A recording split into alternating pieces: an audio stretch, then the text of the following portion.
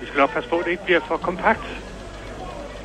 Det kan blive svært at komme igennem. Her er John Lauritsen, Morten Olsen, så Elkjær.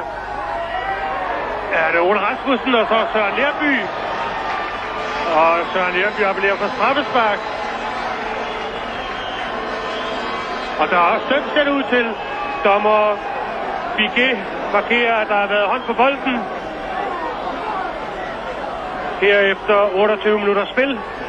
Straffespark til Danmark.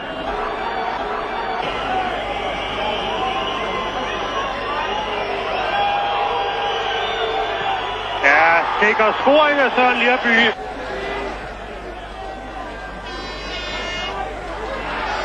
Vi passer på, det er Domenico. Rich har ikke vinket på offside mod Langers. Og igen, og så er der scoret. Det var nummer 11. Det er Domenico.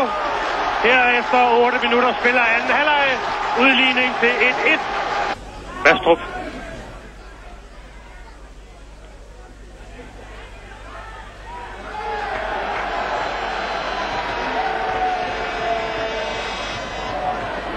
Så Lerby. Så Jesper Olsen. Og så skal det være der, ja, bolden er nettet.